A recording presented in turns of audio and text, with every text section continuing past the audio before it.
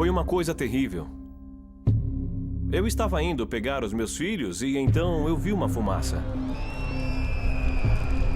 Eles colocaram fogo na minha casa e quando eu percebi, tinha queimado tudo. Então eu resolvi fugir de lá. Vieram com armas de todos os tipos. E gritavam: matem! Matem! Matem! Então eu percebi que tinha que fugir para me salvar.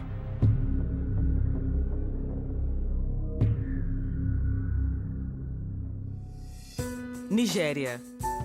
População de 140 milhões de habitantes que cresce rapidamente. 14% da população africana vive no país mais populoso do continente. Economicamente, a Nigéria é uma das nações mais ricas da África. Suas reservas de petróleo são imensas, ficando entre as 10 maiores do mundo. Mas, de acordo com a ONG Human Rights Watch, algo entre 4 e 8 bilhões de dólares foram totalmente perdidos durante os últimos 8 anos. Com o desvio dessa enorme soma de dinheiro desviado da economia, é o nigeriano médio quem mais sofre. Mais da metade da população nigeriana briga pela sobrevivência com menos de $1 por dia. Os conflitos na Nigéria estão sempre nos noticiários, mas a mensagem está geralmente conectada à economia, petróleo e corrupção. Mas a guerra entre cristãos e muçulmanos é raramente noticiada. Mesmo tendo liberdade religiosa, lá, muitos seguidores de Jesus Cristo têm sofrido muito devido à sua fé. A Nigéria é um país dividido ao longo do paralelo 10. Na porção norte, muçulmanos são a maioria. Na porção sul, os cristãos são maioria. Ao longo da fronteira que divide estes dois grupos, sangue vem sendo derramado repetidamente nos últimos anos. O cristianismo veio da parte sul do país e avançou para o norte. Já o islamismo veio do norte e está indo para o sul. Mas há um ponto onde os dois se colidem. A maioria das lojas pertenciam aos cristãos. Mas o cristianismo chegou aqui e agora, onde o islamismo já estava consolidado, e os muçulmanos se sentem incomodados com a presença deles. É claro que a natureza vigorosa das igrejas evangélicas, ao avançar para o norte, alarmou os islâmicos, a ponto deles acharem que deve impedir a expansão do cristianismo para o norte, o que acabam fazendo fisicamente. Estamos enfrentando perseguição dos nossos vizinhos muçulmanos. Eles não gostam de ver o evangelho progredindo e se sentem ansiosos porque nossos negócios prosperam e construímos mais igrejas. Desde 2001, 2.000 cristãos foram mortos, mas cerca de 250 igrejas foram destruídas. E muitos empreendimentos comerciais foram destruídos. São muitos milhões de nairas. Desde o ano 2000, mais 50 mil pessoas perderam suas casas, desalojadas pela violência. Um recente incidente aconteceu em Tuduwada, e começou quando um jovem estudante foi acusado de fazer um desenho proibido do profeta Maomé. Setembro de 2007. Alguém foi na escola e desenhou o profeta e aí disseram que um dos cristãos da escola tinha feito o desenho e por isso os ataques de 28 de setembro. Não sabemos se podemos confiar nessa informação, mas disseram que esse era o problema, a origem do problema. De repente, o conflito tornou-se mais sério e então foi arrastado para a cidade. E aí eles se agruparam para atacar as igrejas. Corri para minha igreja, porque eu sou o líder dela. Eu fui pela floresta para não ter que ir pela estrada. Eu cheguei aos fundos da igreja e vi que ela já estava queimando. Queimaram todas as igrejas. Vi aquilo e entrei em pânico. Eles saquearam tudo o que havia. De fato, levaram tudo o que havia na sede da igreja. Eu só fiz uma pequena oração em meu coração para Deus livrar a igreja da destruição. Quando vi, a cidade toda estava sendo atacada. Eu queria ajudar. E comecei a tirar as pessoas. Dali com a minha moto. Eu levava uma de cada vez e voltava. Fiz isso várias vezes. Então vimos uma multidão de gente vindo, carregando todos os tipos de arma e gritando Alá Okubel, Alá Okubel. Quer dizer, Deus, Alá é grande. Olhando para eles, dava para perceber que queriam sangue. Estavam prontos para matar e destruir. Foi então que percebi que tínhamos que correr dali. E ouvia as pessoas dizerem: este é um daqueles líderes cristãos. E gritavam: matem, matem, matem. Aí começaram a atirar pedras com toda a força em cima de mim. Então, pela graça de Jesus, eu escalei o muro e pulei para o outro lado e corri para salvar a minha vida.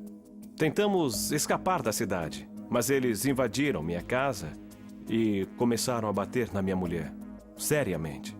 Eu pedi que eles a deixassem em paz, porque, a princípio, eles estavam pensando que eu fosse muçulmano. Mas um deles me disse que se eu fosse muçulmano, eu deveria confessar sua fé. E eu disse: eu não posso negar minha fé. Foi então que eles começaram a me agredir e bater, com as armas que eles tinham, até eu cair. Aqueles homens nos seguiram pela mata. 5 deles começaram a procurar os cristãos escondidos para matá-los. Aí eles se aproximaram e me viram, então vieram para cima de mim, tentando me esfaquear. Meus filhos choravam: mamãe, mamãe, eles querem matar o meu pai. Naquele momento, eu me levantei e disse: por favor, posso lhes fazer uma pergunta? Vocês conhecem Deus? Um deles respondeu: conhecemos Alá. E eu disse: se você conhece Deus, então não derrame meu sangue, nem o dos meus filhos neste chão. Eles olharam para mim e disseram que podíamos ir por causa dos meus filhos. Então eu comecei a chorar. Vi a mão de Deus nos livrando. Mas nem todos conseguiram escapar. 90 cristãos foram assassinados naquele dia, deixando para trás suas viúvas, membros da família e amigos. 10 igrejas foram queimadas, 36 casas e 147 lojas pertencentes a cristãos foram totalmente destruídas. 350 famílias foram desalojadas. Quando eu vi de longe que a minha casa estava sendo destruída, eu pensei na minha Bíblia. Por ser pastor de uma pequena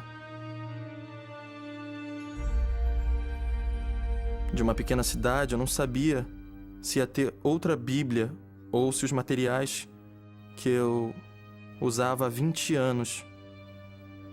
De repente, veio na minha mente o quanto esse acontecimento havia dispersado os membros que Deus me deu para liderar. Antes do ataque, nossa igreja possuía cerca de 110 membros. E depois dele, entre 40 e 44. Mas Deus deu coragem espiritual a seus seguidores naquele dia terrível. E eles se recusaram a fugir. Quando eles souberam que eu não tinha fugido, eles me disseram: assim como pastor, eu não vou fugir. Todas as igrejas que foram destruídas, na verdade, foram reconstruídas ainda maiores que antes. E a participação tem aumentado grandemente. Então você começa a entender que, na verdade, a crise foi o ponto crucial para o crescimento do cristianismo. Foi Deus quem me trouxe. E quando Ele quiser, me levará para si. Ou para outro lugar. E é por isso que eu ainda estou vivo aqui. Os cristãos estavam se fortalecendo, mas ainda tinham muitas necessidades. Eles precisavam da intercessão de pessoas que dessem apoio. Precisavam também de ajuda prática como comida, roupa e moradia. Assim que a Portas Abertas soube da violência, ela foi atordoada para averiguar a situação. Ela supriu as necessidades espirituais, emocionais, necessidades práticas dos pastores e de toda a comunidade cristã. Eles juntaram todos os pastores e distribuíram Bíblias e outros materiais também. Todos nós ficamos muito felizes, entusiasmados com aquela cena.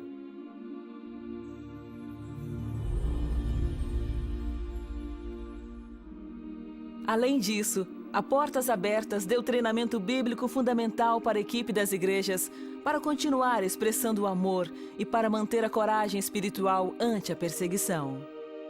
Quando a Portas Abertas chegou e introduziu o seminário PFAT, permanecendo firme através da tempestade, nós descobrimos que há países onde os cristãos sofrem ainda mais que nós. Descobrimos que muitos cristãos já enfrentaram situações como a que enfrentamos. Isso nos deu força. O treinamento dado nos ajudou. Nos ajudou a saber como enfrentar situações como esta. Ou como reagir melhor. Além de ajudar as pessoas que foram treinadas quanto às questões espirituais, o seminário as encorajou a evangelizar, principalmente aqui no norte. Cremos que a razão da evangelização ainda acontecer é o benefício desse treinamento. Agora, a Portas Abertas iniciou um seminário chamado Compreendendo o Islamismo. Ele está nos ensinando sobre como nós devemos ministrar aos muçulmanos, porque alguns ainda têm medo da conversão. Então, através deste programa, nós estamos ministrando a eles da forma correta, e eles saberão como seguir a Cristo, porque alguns já estão prontos para seguir a Jesus. Hoje, alguns já até se arrependeram e se tornaram cristãos. A questão de como aquele ataque impactará os muçulmanos está nas mãos dos cristãos e da resposta que derem aos que os feriram. Através do PFAT, a Portas Abertas nos deu um coração cheio de amor pelos nossos inimigos. Por isso, Jesus Cristo disse que devemos orar por nossos perseguidores e que deveríamos alimentá-los quando tivessem fome.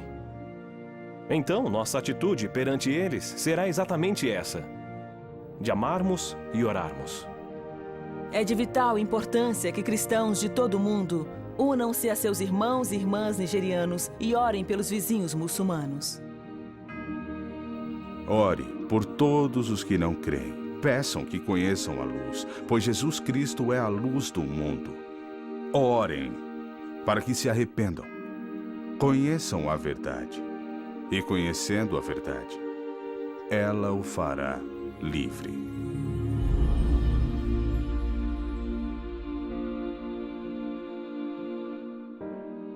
Nigéria. Em qual posição ela estará na classificação de países num próximo ano? Haverá aumento ou diminuição na perseguição?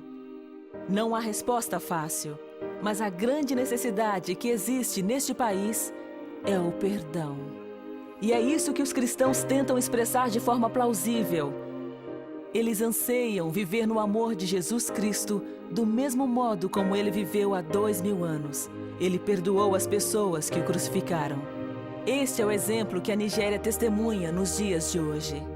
E é isso que vai abrir milhares ou milhões de corações para a verdade do Evangelho.